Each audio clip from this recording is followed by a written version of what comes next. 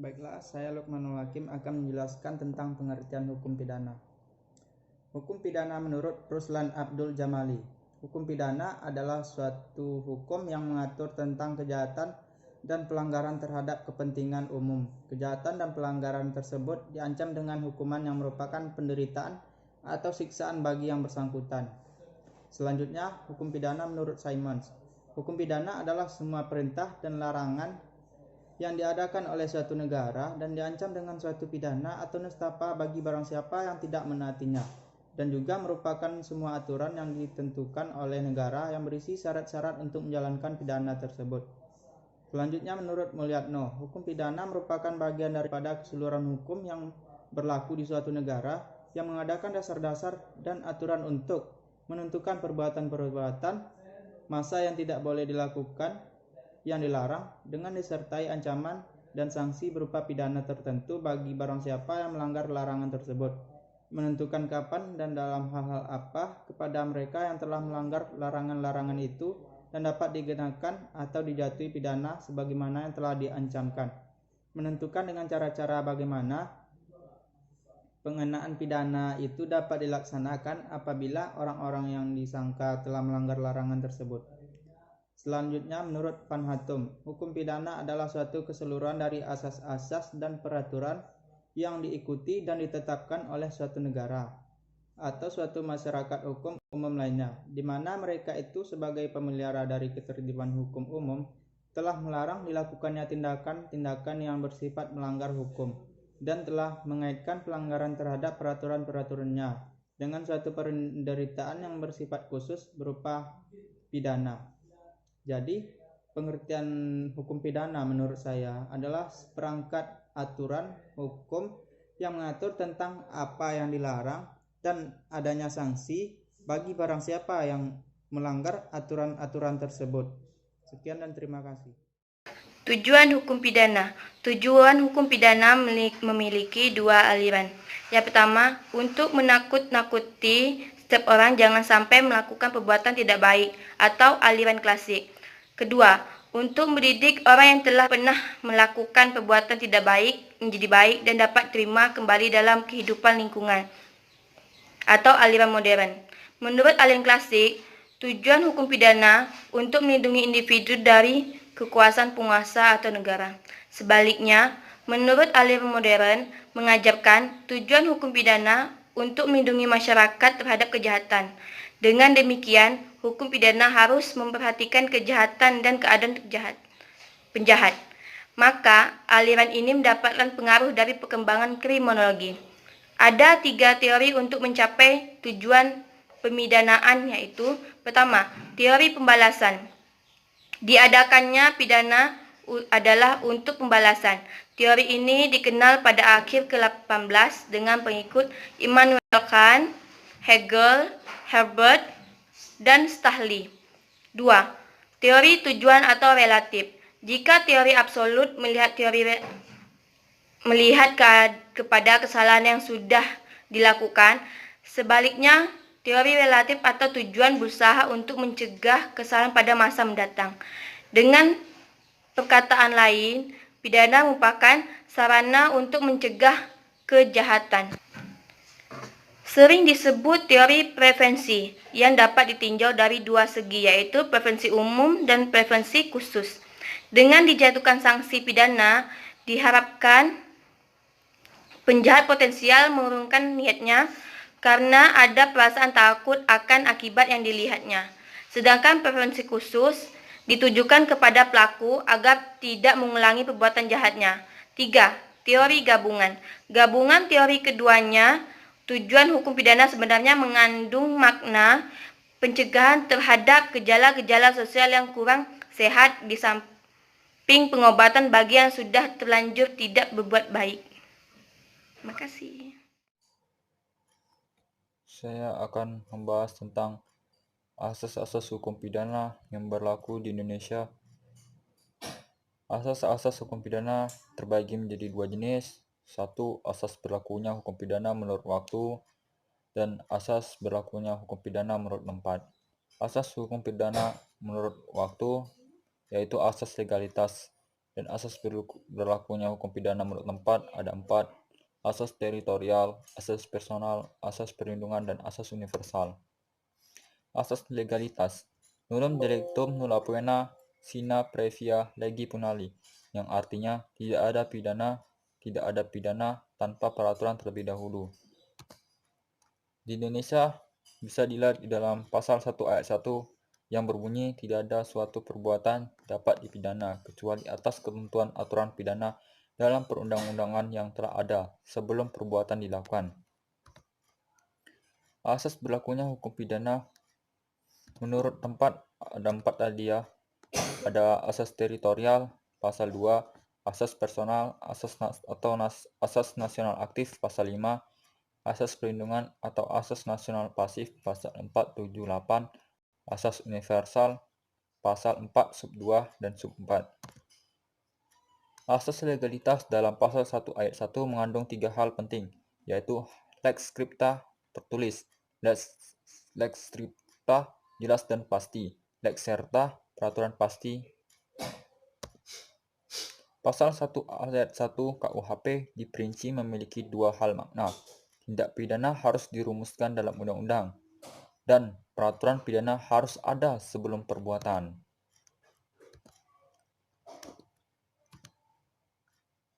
Asas dalam pasal 1 ayat 1 KUHP ini apabila diperinci berisi 2 hal sebagai berikut.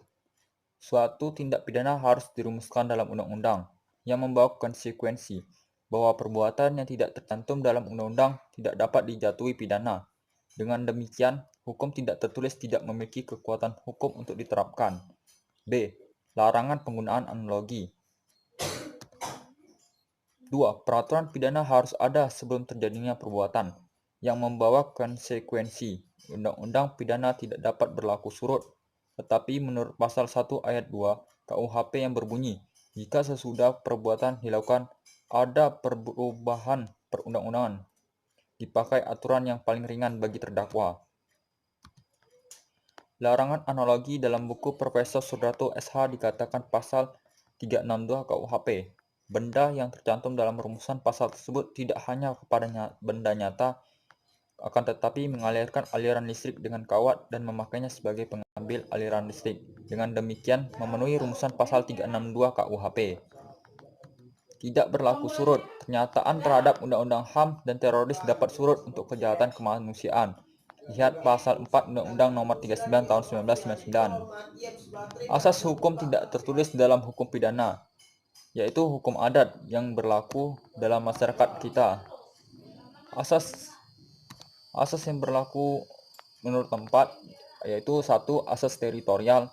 Asas ini terdapat dalam pasal 2 KUHP yang berbunyi bahwa aturan pidana dalam Undang-Undang Indonesia berlaku bagi setiap orang yang melakukan sesuatu tindak pidana di wilayah Indonesia.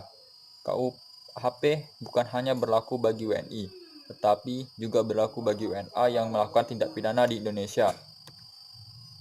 Pasal 5 KUHP menyebutkan bahwa jenis pidana yang dimaksud di sini adalah kejahatan terhadap keamanan negara, terhadap martabat presiden, penghasutan, penyebaran surat-surat yang mengandung penghasutan, membuat tidak cakap dinas, militer, dan perampokan. B. Tindak pidana yang menurut Undang-Undang Indonesia dianggap sebagai kejahatan dan di negeri tempat tindak pidana dilakukan diancam dengan pidana. 2. Asas personal atau nasional aktif adalah asas yang menyatakan bahwa peraturan hukum pidana Indonesia berlaku bagi WNI yang melakukan tindak pidana baik di dalam negeri maupun di luar negeri. Jadi di sini seolah-olah peraturan hukum pidana Indonesia mengikuti orangnya. Lihat dalam pasal 5 KUHP, sehingga disebut juga asas nasional aktif. 3. Asas perlindungan atau asas nasional pasif.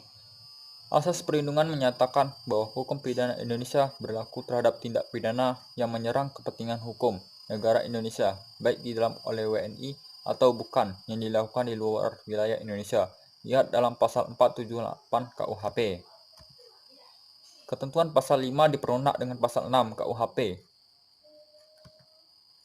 Dan pasalnya tadi yang mengatur tentang asas perlindungan ini pasal 478 KUHP yang dibagi dalam 5 kategori: kejahatan terhadap keamanan negara dan martabat presiden pasal 4 sub 1, kejahatan-kejahatan tentang materai atau merek yang dikeluarkan oleh pemerintah Indonesia pasal 4 sub 2. Jenis kedua di atas sifatnya lebih umum. Pasal 5 ayat 2 merupakan perluasan. Ketentuan pasal 5 tadi diperlunak dengan pasal 6 KUHP yang berbunyi berlakunya pasal 5 ayat 1 kedua dibatasi sedemikian rupa sehingga tidak dijatuhi pidana mati jika menurut perundang-undangan negara di mana perbuatan dilakukan terhadap tindak diancam dengan pidana mati. 3. Pemalsuan surat-surat hutang dan sertifikat-sertifikat hutang atas beban oleh pemerintah Indonesia pasal 4 sub 3. 4. Kejahatan yang tercantum dalam titel buku kedua yang dilakukan oleh pegawai negeri di luar Indonesia pasal 7. 5. Kejahatan pelayaran pasal 8. Asas keempat, yaitu asas universal, adalah asas yang menyatakan bahwa peraturan hukum pidana Indonesia berlaku terhadap tindak pidana baik dilakukan di dalam maupun di luar negeri, baik dilakukan oleh WNI maupun WNA untuk kepentingan hukum seluruh dunia. Jadi kepentingan hukum yang dilindungi adalah kepentingan hukum internasional atau dunia pasal 4 sub 2 dan 4 KUHP. Beberapa pengecualian terhadap berlakunya hukum pidana Indonesia pasal 9 KUHP. Pasal 9 KUHP menentukan bahwa ketentuan-ketentuan yang diatur dalam pasal 2 sampai 5, 7 dan 8 dibatasi oleh pengecualian-pengecualian yang diakui hukum internasional. Perkecualian terhadap asas-asas berlakunya hukum pidana ada 5. A. Diplomat negara asing yang berada di Indonesia, seperti duta, utusan, staf, kedutaan, serta keluarga mereka. B. Kepala negara asing yang berada di Indonesia dengan persetujuan pemerintah. C. Anak buah kapal perang asing yang sedang berada di Indonesia dengan persetujuan pemerintah. D. Angkatan perang asing yang sedang berada di Indonesia dengan persetujuan pemerintah. E. Perwakilan badan internasional. Asas ini disebut dengan eksterritorialitas.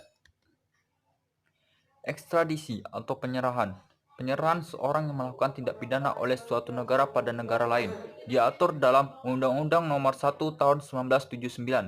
Penyerahan oleh suatu negara kepada negara yang meminta penyerahan seseorang yang disangka atau dipidana karena melakukan kejahatan di luar wilayah negara yang menyerahkan dan di dalam jurisdiksi negara yang meminta penyerahan tersebut karena berwenang untuk mengadili dan memidanainya.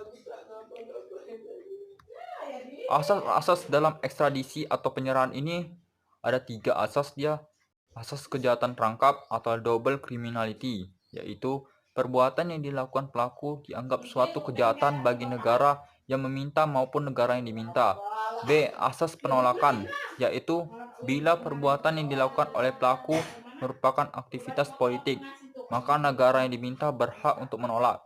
Yang C. Asas perlindungan, yaitu negara yang diminta mempunyai hak untuk tidak menyerahkan warga negaranya sendiri.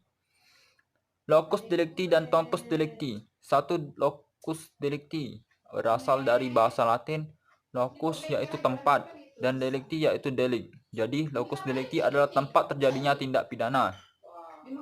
Menetapkan apakah ketentuan hukum pidana Indonesia dapat diberlakukan dan kompetensi pengadilan guna mengadili pelaku atau kompetensi relatif atau pasal 81 KUHP. Untuk menentukan locus delicti ini dikenal 3 teori, yaitu 1. Teori perbuatan material, 2. Teori instrumen, 3. Teori akibat. Saya tidak menjelaskan tentang panjang lebar tentang teori ini karena waktu juga terbatas. 2. Tempus delicti. Istilah tempus delicti berasal dari bahasa Latin tempus yaitu waktu, delicti yaitu delik. Tempus delicti waktu saat terjadinya tindak pidana atau sebuah konsep untuk menentukan kapan suatu tindak pidana terjadi. Tempus delicti mempunyai arti penting karena terkait dengan masa daluarsa berlakunya tindak pidana dan menentukan batas usia dalam penuntutan. Tempus delicti secara umum berhubungan dengan 1. Pasal 1 ayat 1 dan 2 KUHP, 2. Usia pelaku dan korban, 3. Batas daluarsa, 4. Pasal 44 KUHP tentang kemampuan bertanggung jawab, 5. Pengulangan tindak pidana. Sekian dan terima kasih. Assalamualaikum warahmatullahi wabarakatuh. Perkenalkan, nama saya Muhammad Haji Khalifah. Di sini saya akan berbicara mengenai apa yang dimaksud dengan tindak pidana. Tindak pidana merupakan perbuatan-perbuatan yang dilarang oleh suatu aturan hukum yang dimana larangan tersebut diikuti oleh sebuah sanksi atau ancaman yang dijatuhkan kepada seseorang yang melanggar aturan tersebut. Sedangkan hukum pidana adalah keseluruhan dari peraturan-peraturan yang menentukan perbuatan apa yang dilarang dan termasuk ke dalam tindak pidana, serta menentukan hukuman apa yang dapat dijatuhkan terhadap orang yang melakukannya atau orang yang melakukan tindak pidana tersebut. Tindak pidana itu sendiri dapat dibagi atas dasar-dasar tertentu. Salah satunya adalah dibagi atas dasar ringan atau beratnya suatu tindak pidana tersebut. Penggolongan ringan dan beratnya suatu tindak pidana ini didasarkan pada jenis tindakan yang dilakukan, sehingga berefek terhadap jenis dan lamanya waktu hukuman yang diberikan. Tindak pidana ringan atau selalu disebut juga dengan tipiring. Tipiring dan pelanggaran merupakan perbuatan hukum dengan lama waktu, ancaman yang relatif singkat, dan denda yang ringan. Kriteria tipiring dengan pelanggaran pun hampir mirip. Lalu, apa yang membedakan tipiring dengan pelanggaran? Apabila dilihat dari segi pengertian, tipiring berdasarkan pasal 205 ayat 1 Undang-Undang Hukum Acara Pidana atau KUHP dan pasal 1 ayat 1 tentang Badan Pembinaan Keamanan Kepolisian Republik Indonesia nomor 13 tahun 2009 tentang penanganan tindak pidana ringan. Pada intinya, undang-undang tersebut mengartikan tipiring sebagai perkara yang diancam dengan pidana penjara atau kurungan paling lama 3 bulan dan atau denda sebanyak-banyaknya Rp7.500. Sedangkan pelanggaran menurut Andi Hamzah dalam bukunya yaitu Asas-Asas Hukum Pidana menyatakan bahwa pelanggaran adalah delik undang-undang. Artinya, pelanggaran dipandang sebagai delik karena tercantum dalam undang-undang. Berdasarkan pengertian di atas, tipiring tergolong sebagai kejahatan yang diatur dalam buku kedua Kitab Undang-Undang Hukum Pidana atau KUHP, sedangkan pelanggaran diatur dalam buku ketiga KUHP. Pelanggaran berdasarkan buku ketiga KUHP tidak pernah diancam suatu tindak pidana atau sebuah penjara atau kurungan. Sedangkan tipiring berdasarkan buku kedua KUHP memiliki ancaman pidana penjara atau kurungan paling lama 3 bulan. Dari segi percobaan dalam melakukan tipiring dan pelanggaran pun memiliki perbedaan, yang mana percobaan dalam melakukan tipiring atau tindak pidana ringan ini berdasarkan buku kedua KUHP dapat dipidana, sedangkan percobaan dalam melakukan pelanggaran berdasarkan buku ketiga KUHP tidak dapat dipidanakan. Baiklah, mungkin hanya sekian yang bisa saya sampaikan mengenai apa yang dimaksud dengan tindak pidana. Baiklah, saya tutup. Wabillahi taufiq wal hidayah. Wassalamualaikum warahmatullahi wabarakatuh. Kita akan memasuki garwa lingkup hukum pidana yang lain, yaitu pertanggungjawaban pidana. Nah, apa itu pertanggungjawaban pidana? Pertanggungjawaban pidana adalah suatu proses yang menentukan apakah seseorang itu layak dihukum karena telah melakukan suatu tindak pidana. Nah, guna pertanggungjawaban pidana ini dilakukan adalah untuk menciptakan suatu situasi kondisi dalam masyarakat yang kondusif, aman, nyaman, dan tentram, dan mengakibatkan juga mengurangi rasa bersalah dalam diri seorang yang telah melakukan kesalahan. Ada perbedaan yang mendasar antara tindak pidana dan pertanggungjawaban pidana. Nah, dan perbedaan yang dimana yaitu dasar dalam melakukan tindak pidana adalah asas legalitas, sedangkan asas atau dasar seseorang bisa dipidana karena melakukan satu tindak pidana adalah asas kesalahan. Perlu kita garis bawahi yaitu di mana ada asas kesalahan. Nah, asas kesalahan dapat diukur melalui 3 faktor. Pertama, kemampuan untuk melakukan bertanggung jawab. Yang kedua yaitu adanya kesengajaan atau kealpaan. Yang ketiga yaitu tidak adanya unsur pemaaf. Masuk ke pembahasan berikutnya yaitu unsur-unsur pertanggungjawaban pidana. Unsur-unsur pertanggungjawaban pidana itu ada 3. Pertama, kemampuan bertanggung jawab. Yang kedua, adanya kesengajaan atau kealpaan. Yang ketiga yaitu alasan penghapusan pidana. Baiklah, yang pertama itu berkaitan tentang kemampuan bertanggung jawab. Kemampuan bertanggung jawab terbagi lagi menjadi dua, yaitu ada dua faktor. Pertama faktor akal, yang kedua faktor kehendak. Nah, faktor akal itu adalah kemampuan kita, bagaimana sih cara kita membedakan yang baik dan yang mana yang buruk. Sedangkan faktor kehendak adalah kemauan kita sendiri. Sedangkan kita mampu membedakan itu baik dan buruk, tapi tergantung pada dalam diri kita masing-masing. Apa kita harus melakukan hal yang baik atau hal yang buruk itu didasarkan atas kehendak sendiri. Korban pidana yang kedua yaitu adanya kesengajaan atau kealpaan.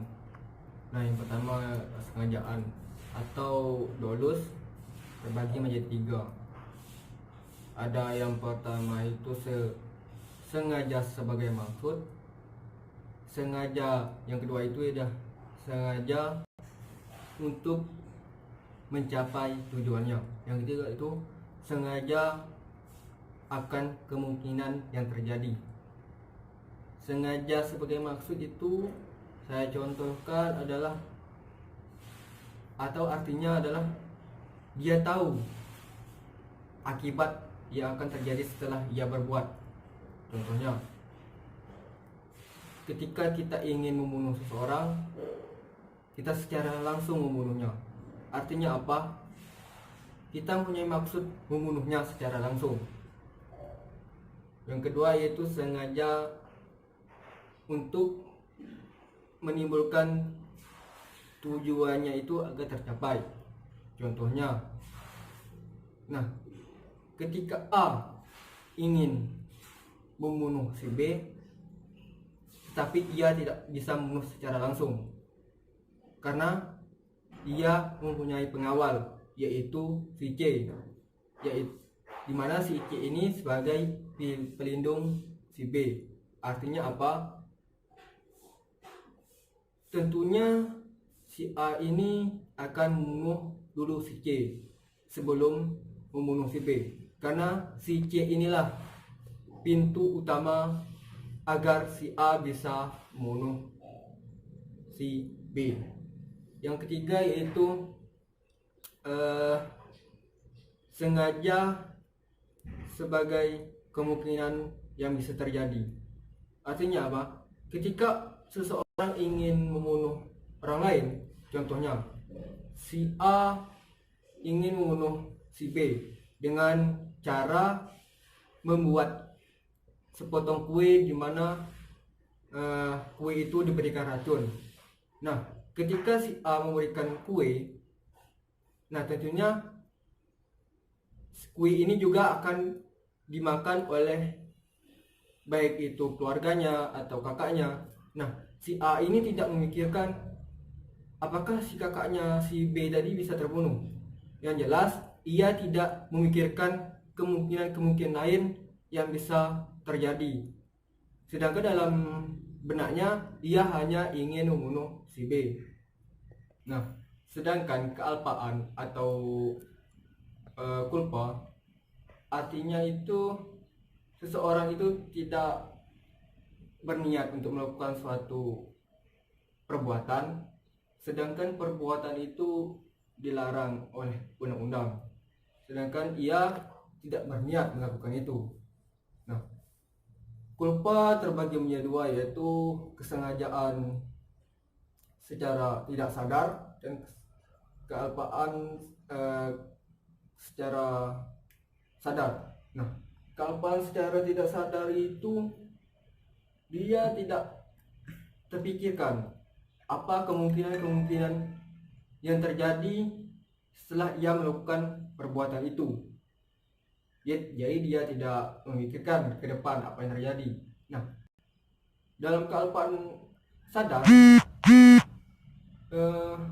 dia terpikirkan apa-apa saja yang terjadi ke depan, tetapi ia tidak berniat melakukan pelanggaran itu.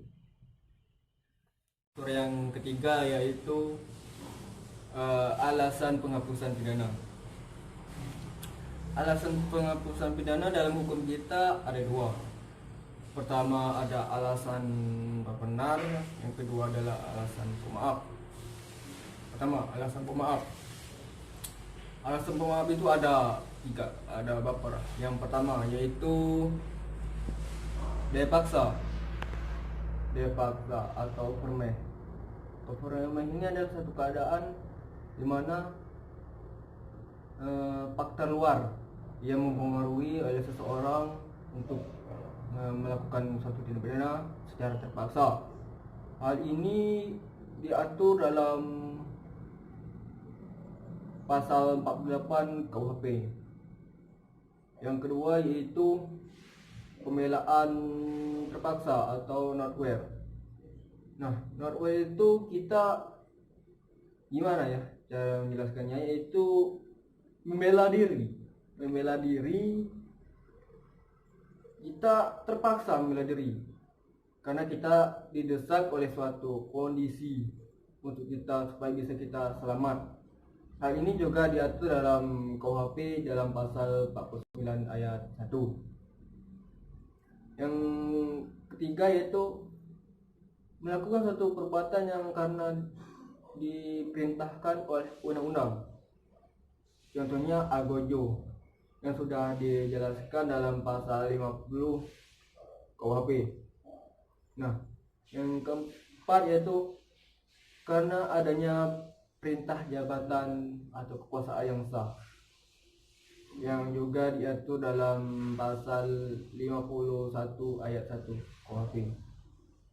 Yang kedua yaitu alasan pemaaf. Alasan pemaaf terbagi lagi menjadi beberapa. Yang pertama, ketidakmampuan seseorang untuk bertanggung jawab secara hukum. Hal ini juga dikarenakan orang itu karena sakit jiwa, cacat, dan lain-lain. Hal ini juga diatur dalam pasal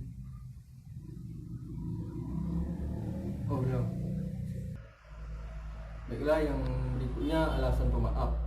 Alasan pemaaf itu terbagi lagi menjadi beberapa. Yang pertama yaitu di mana seseorang tidak mampu melakukan pertanggungjawaban secara hukum. Hal ini diatur dalam pasal 44 ayat 1, di mana di situ orang cacat, orang gila tidak bisa dipertanggungjawabkan secara hukum. Yang kedua yaitu pembelaan diri secara berlebihan, yang diatur dalam pasal 49 ayat 2. Kita membela diri secara berlebihan. Contohnya ketika seorang polisi menembak kepada orang yang ingin memperkosa istrinya secara membabi buta. Yang ketiga yaitu di mana